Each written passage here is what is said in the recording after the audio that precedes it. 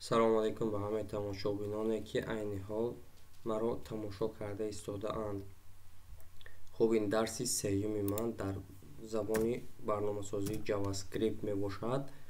хуб, дар дарси дуюм то ман ин ҷоя омодагӣ будем. Ман ваъда дода будам ки дар дарси сеюм ман отдельне файли JavaScript дар отдельне файл код нависанда ба шумо ёд медиҳам. хуб, мекушоем ята ман ята обични файли дигари файл сахранид мекунем. Мана мисол менависем ки JavaScript гуфта script точка ине барои хотири Java JS мемонем. ё ки тип файлаш даромада мани JavaScript интихоб мекунем. баъди JavaScript интихоб кардан мана сахранид. мана худаш автоматически файли ба намудаш JS шуд. хуб, мо метавонем дар инҷа коди JavaScript нависем. агар ҳозир ҳами коди JavaScript мисол ман менависам ки doctype.write мисол hello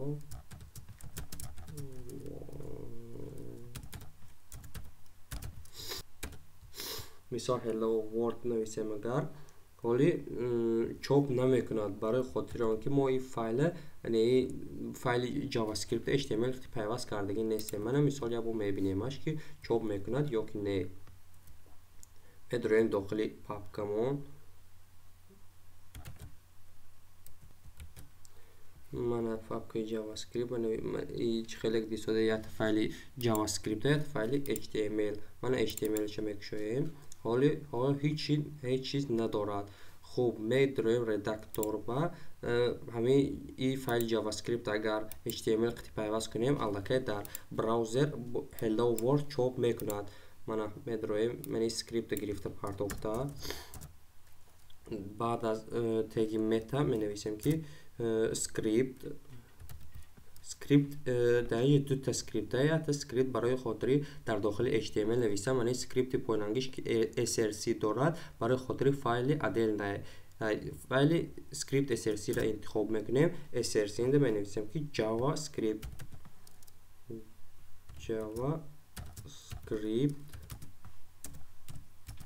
номи ҳамин файла ҳатман намудаш қити нуқта JS мана нуқта монем худаш подсказка бровард.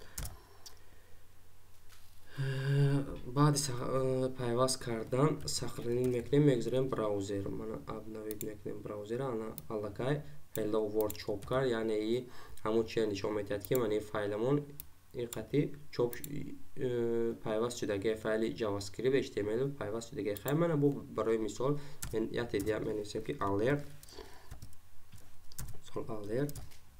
барои хотири боварӣ.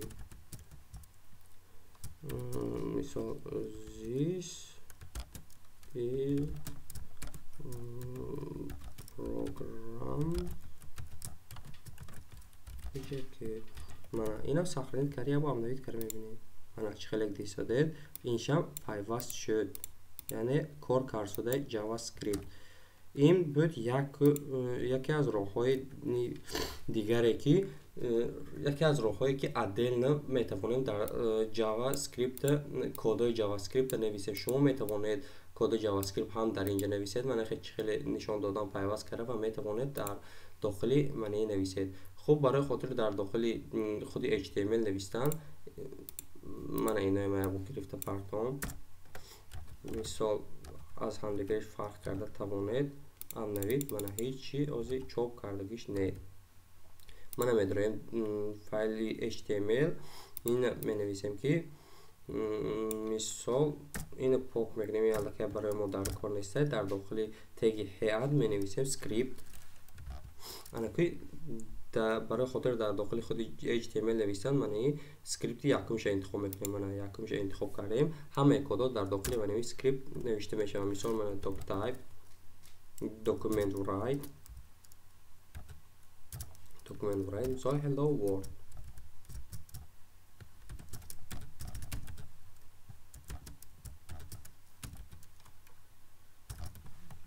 сохранить, мегзарем обновиташ мекунем. мана чихеле дистодед кор карсода 100% кор мекунад. خب ما میتوانیم کدور در داخل این همشه نوشته برویم. چی کدی که در جاوا اسکریپت در کار در این نوشته برویم؟ خب برای خاطر فایل عدل نه این برای پاپریت کشیده نشه، یعنی به یک ترتیب معین آماده نشه. مثال ما اگر کد HTML نویسیم 500 600 قطار کد نوشته برویم، بوده بالای جاوا اسکریپت هم الکی بسیار کداش می شود. ممکن 500 600 قطار دیگه جاوا اسکریپت نویسیم الکی یک ترتیب خودش گم میکند. این برای خاطر این من توصیه میتونم در فایل عدل ننویسید جاوا اسکریپت بهتره. خب اول درسای ما که کوتاه من همشه در داخل همین HTML نوشته میگیرم. ممکن بسیاری بعضی ها نتوانند پیوست کردن. خب اگر در فایل عدل ننویسید پیوست کردن نتوانید، حتما در کامنتاری نویسید یا اینکه من در سلکه همین ویدیو ببینیم نمره خود میمونم. طریق واتساپ یا که تلگرام میتوانید با من گفتگو کنید، من همشه میفهمونم یک تا. خوب برادرای عزیز، این درس سیوم من بود در جاوا اسکریپت. من در این درس خیلی طرز پیوست کردنش و چاپ کردن خیلی آورده برای شما نشان دادم. حرکت کنید. هر یک درسی که من میگذارم بعد از من گذاشتم یک بار نه، 2 بار 3 بار 4 بار 5 بار تا 10 بار خودتون کامپیوترتون اجرا کرده بینید، برای خاطر آنه که در معنی شما ثبت شدنش در همین چیز اذیت کردنتون در کار شما هنگامی من گوش کرده ایستاده تنها 1% یعنی کارهای ما کرده گیره در خاطر تو میستد. اگر که همه چیز با تکرارا خودتون 2 بار 3 بار اجرا کنید یا اینکه دیگر نمودش خطی اجرا کنید، ممکن 50-60% در خاطرتون نیست. اگر با مانند مثال من هم خیلی ویدیو رولی کرده یا اینکه یگان آدم دلخواه آورده پیشتون نشینه دادرتون اکاتون خواهر اپا کسی که باشد نباشد یا نتونن شنانده همه چیا رو آموزانید. مثال گوید که من در اینترنت هم خیلی چی یاد گرفتم، گفته پیشتن کمتر مانید همه چی را وای بیام آموزانید. من باوری دارم که شما همه چی 100% یاد میگیرید. بهترین راهش یگان آدم یافته همین روز همین ویدیویی که تماشا کردید با وایب یاد دهید. احد که نشد یا اینکه یگان بعضی انسان ها هستن که به این برنامه سازی شوق ندارند. مثال هم خیلی آدم نیافتد برای یاد دادن ابیش نه یا تا منی پرلژن کامتازیا استودیو های منی پرلژن را بهتر پرلژن خوبه منی پرلژن را استنافه کرده طریق همین پرلژن ویدیو رو کرده پروسه در کامپیوترتون مونید استودیویی که یگان آدم یاد دید. این بهترین راه برای آموزش همین زبانیایی که دلخواه زبان.